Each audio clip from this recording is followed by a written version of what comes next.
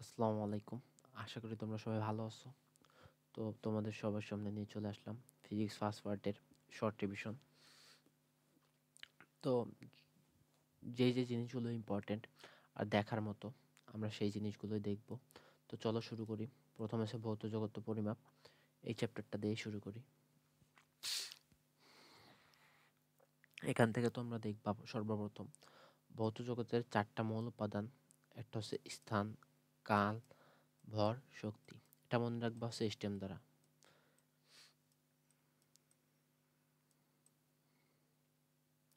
S মানে হচ্ছে স্থান, space, T time, E for energy, M for মাস।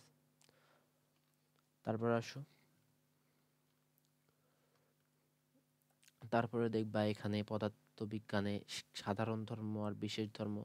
এই বিশেষ ধর্মগুলো দেখবা যে স্থিতিস্থাপকতা, দৃঢ়তা, ভঙ্গুরতা এগুলো কেবল কঠিন পদার্থের বেলায় দেখা যায়। আর সান্দ্রতা তরল এবং বায়বীয় পদার্থের বেলায় দেখা যায়। আর পৃষ্ঠটান বা তলটান শুধুমাত্র তরল পদার্থের ধর্ম। এটা দেখবা। তারপর আসি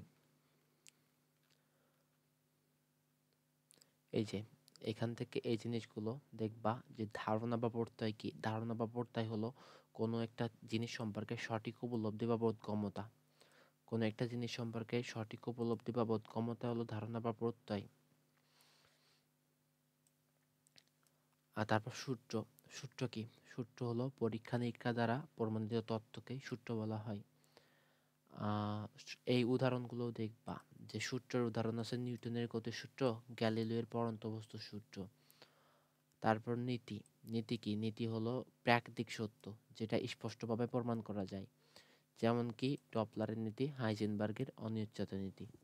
স্বীকার্য। স্বীকার্য হলো যেটা পূর্ব শর্তে স্বীকার করে নেওয়া হয় বা কোনো কিছু মেনে নেওয়া হয়, সেটাই হচ্ছে স্বীকার্য। যেমন বিজ্ঞানী নিলস বোরের স্বীকার্য। আইনস্টাইনের আপেক্ষিকতা যে তথ্য দিয়েছে, এই তত্ত্বটা দুইটা মৌলিক স্বীকার্যের উপর প্রতিষ্ঠিত। তারপর অনুকল্প। অনুকল্প হচ্ছে কোনো কিছু সম্পর্কে অনুমান। অনুমানটাই হচ্ছে অনুকল্প। যেমন কি? যেমন অ্যাভোগাড্রোর অনুকল্প। তারপর হচ্ছে তত্ত্ব। তত্ত্ব কি? তত্ত্ব হচ্ছে পরীক্ষা নিরীক্ষা দ্বারা প্রমাণিত অনুকল্প। পরীক্ষা নিরীক্ষা দ্বারা প্রমাণিত অনুকল্পকে তত্ত্ব বলে। তাহলে আমি আরেকবার একটু সামারি করি জিনিসটা। মানে মেইন কথা হচ্ছে ধারণা। ধারণা হচ্ছে কোনো কিছু সম্পর্কে সঠিক উপলব্ধি বা বোধগম্যতা। তারপর হচ্ছে নীতি। নীতি হচ্ছে প্রাকৃতিক সত্য যা সরাসরি বা স্পষ্টভাবে প্রমাণ করা যায়। তারপর হচ্ছে স্বীকার্য, যা পূর্বশর্তে মেনে নেওয়া হয়। এইবার বাকি যে তিনটা রয়েছে এই তিনটা তোমরা মনে রাখবা। সর্বপ্রথম হচ্ছে অনুকল্প। অনুকল্প হচ্ছে কোনো কিছু সম্পর্কে অনুমান। কোনো কিছু সম্পর্কে অনুমান হচ্ছে অনুকল্প। আর অনুকল্পের উদাহরণ অ্যাভোগাড্রোর অনুকল্প। এখন এই অনুকল্প পরীক্ষা নিরীক্ষা দ্বারা প্রমাণিত অনুকল্পকে বলা হয় তত্ত্ব। পরীক্ষা নিরীক্ষা দ্বারা প্রমাণিত অনুকল্পকে বলা হয় তত্ত্ব। যেমন আইনস্টাইনের আপেক্ষিক তত্ত্ব, কোয়ান্টাম তত্ত্ব। আর পরীক্ষা নিরীক্ষা দ্বারা প্রমাণিত তত্ত্বকে বলা হয় সূত্র। পরীক্ষা নিরীক্ষা দ্বারা প্রমাণিত তত্ত্বই হচ্ছে সূত্র। তো এই জিনিসটা দেখবা, এই জিনিসটা থেকে এমসিকিউ আসে। তারপর এখানে কোন বিজ্ঞানী কি কাজ করছে, পদার্থবিজ্ঞানী বিজ্ঞানীদের অবদান, এগুলো তোমরা নিজেরা পড়ে নিবা।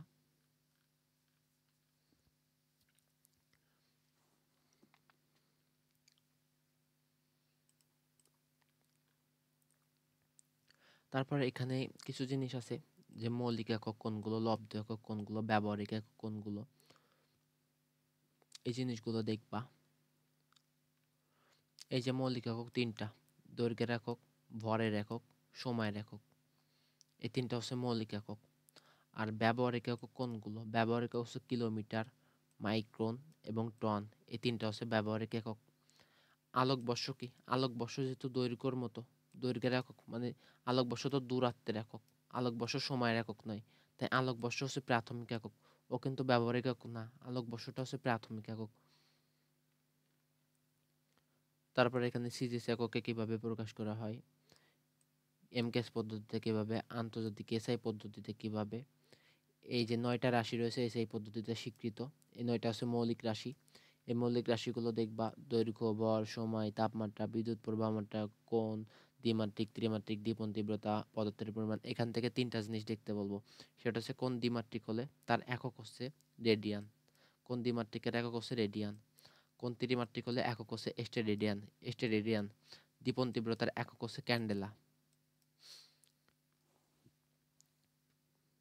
এগুলো হচ্ছে লব্ধ একক, এগুলো হচ্ছে লব্ধ একক। এগুলো আমরা ছোটবেলা থেকে পড়ে আসছি।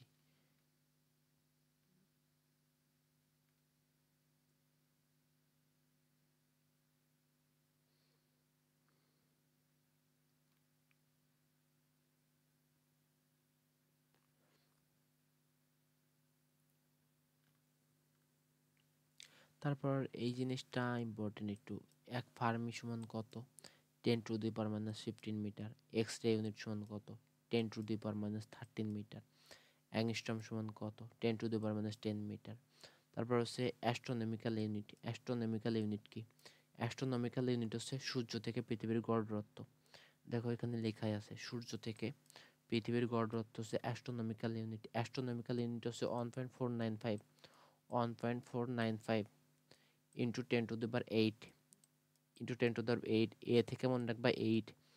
1.495 ইন্টু 10⁸ এটা কিন্তু মিটার, এটা খেয়াল রাখবা, এটা হচ্ছে মিটার। এটা মিটার এককে 1.495 ইন্টু 10⁸ মিটার। এটা হচ্ছে অ্যাস্ট্রোনমিক্যাল ইউনিট। লাইট ইয়ার বা আলোকবর্ষ। আলোকবর্ষ হচ্ছে 9.46 ইন্টু 10⁻15 মিটার। কিলোমিটার হচ্ছে 9.46 ইন্টু 10⁻12 কিলোমিটার। পারসেক। পারসেক এক পারসেক সমান 3.26 আলোকবর্ষ। আবার পারসেকের সি হচ্ছে ইংরেজি বর্ণমালা 3 নাম্বার লিটার। এটা দ্বারা মনে রাখবা, এটা সব কিছু হচ্ছে তার 3 দিয়ে 3.083 ইন্টু 10⁻13 কিলোমিটার। তো এটুকুই মনে রাখবা। এখান থেকে একটা সম্পর্ক আসে এমসিকিউতে, সেটা হলো কোনটা বড় একক। তো মনে রাখবা পারসেক। পারসেক হলো সব থেকে বড় একক। তারপর কোনটা? তারপর হচ্ছে লাইট ইয়ার, আলোকবর্ষ হচ্ছে তারপরে।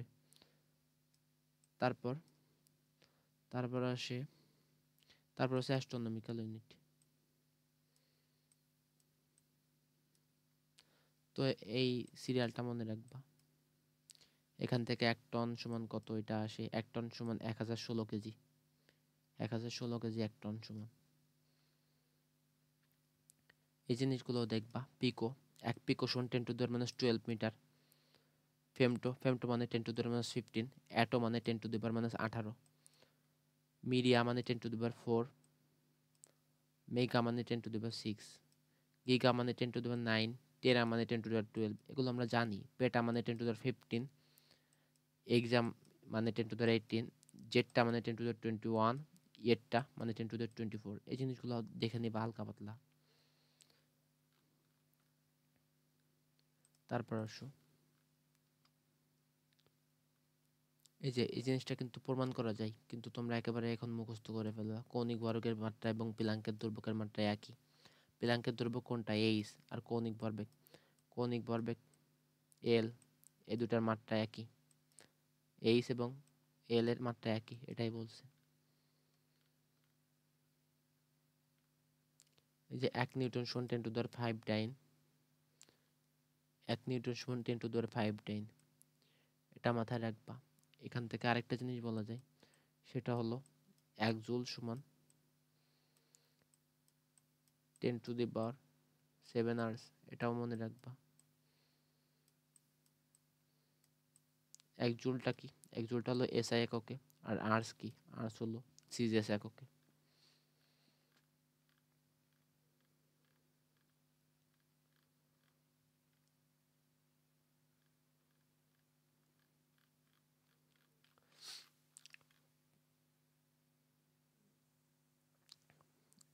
এগুলো দেখে নেবা। বিভিন্ন বিজ্ঞানীদের অবদান, এগুলো রিডিং পড়ার বিষয়। তারপর হচ্ছে ত্রুটি, পরিমাপের ত্রুটি। পরিমাপের ত্রুটি সর্বপ্রথম হচ্ছে যান্ত্রিক ত্রুটি।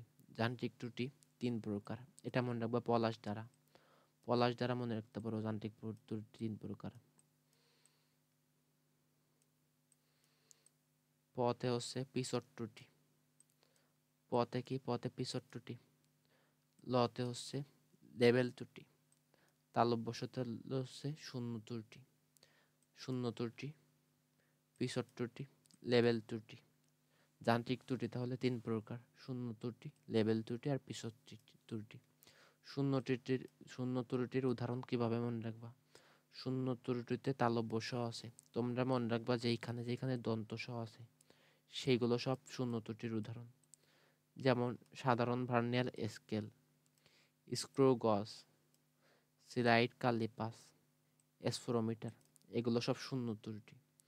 পিছট ত্রুটি, পিছট ত্রুটি মনে রাখবা কিভাবে? পিনাট মনে রাখবা পিনাট। পিনাট মনে রাখলেই হচ্ছে। মানে পিছট ত্রুটির উদাহরণ হচ্ছে নাট স্ক্রু। নাট স্ক্রু হচ্ছে পিছট ত্রুটির উদাহরণ। তারপর লেভেল ত্রুটি, লেভেল ত্রুটি মনে রাখবা এনটিভি লেভেলে নাই, এনটিভি লেভেলে নাই। এন দ্বারা হচ্ছে নিক্তি, টি দ্বারা হচ্ছে ট্যানজেন্ট গ্যালভানোমিটার, ভি দ্বারা হচ্ছে বিক্ষেপ চুম্বকমান যন্ত্র। তারপর অবশ্য এইগুলো লাগবে না তেমন। এখান থেকে পরম ত্রুটি কি? পরম ত্রুটি হচ্ছে প্রকৃত মান মাইনাস পরিমাপমান শতকরা ত্রুটির সূত্র। প্রকৃত মান মাইনাস পরিমাপমান ভাগ প্রকৃত মান ইন্টু 100%, এটা হচ্ছে শতকরা ত্রুটি। তারপর এই জিনিসটা ইম্পর্টেন্ট, লঘিষ্ঠ গণন ত্রুটি। লঘিষ্ঠ গণন ত্রুটি মিটার স্কেলের ক্ষেত্রে কত, আর হচ্ছে সিলাইট কালিপাসের ক্ষেত্রে কত? তো লঘিষ্ঠ গণন জিনিসটা আসলে কি বোঝায়, যে এই লঘিষ্ঠ গণন ত্রুটি যত, ঠিক তত পরিমাণ ওই স্কেল দিয়ে সূক্ষ্মভাবে মাপা যায়, এটাই। যেমন মিটার স্কেলের লঘিষ্ঠ গণন হচ্ছে 1 মিলিমিটার বা 0.1 সেন্টিমিটার, এবং এত পর্যন্ত সূক্ষ্মভাবে মাপা যায় মিটার স্কেল দিয়ে। আর সিলাইট কালিপাসের লঘিষ্ঠ গুণন হচ্ছে 0.01 মিলিমিটার বা 0.001 সেন্টিমিটার। এই লঘিষ্ঠ গণন দুটা মুখস্থ করবা। মিটার স্কেলের জন্য 1 মিলিমিটার বা 0.1 সেন্টিমিটার, সিলাইট কালিপাসের জন্য 0.01 মিলিমিটার বা 0.0001 সেন্টিমিটার।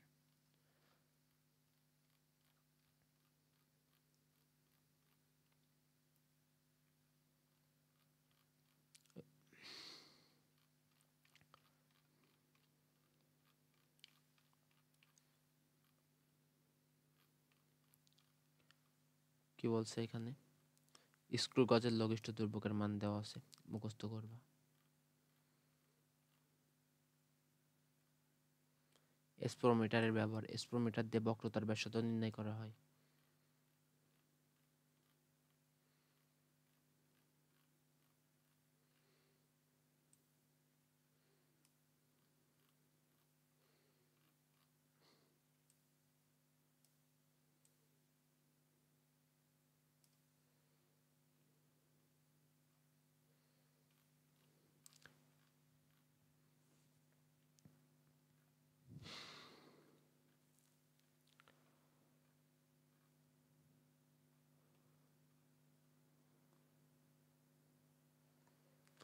তোমরা প্রত্যেকটা চ্যাপ্টার শেষে এই যেগুলো দেওয়া আছে এগুলো খুব ভালোভাবে দেখবা, কারণ তুমি যদি 23 সালের মেডিকেল কোশ্চেনগুলো অ্যানালাইসিস করো তাহলে দেখবা বেশিরভাগ প্রশ্নই আসছে এইখান থেকে। আর অনুশীলনী তো পড়বাই। তো এই ছিল আজকে আমাদের চ্যাপ্টার 1। দেখা হবে পরবর্তী ভিডিওতে।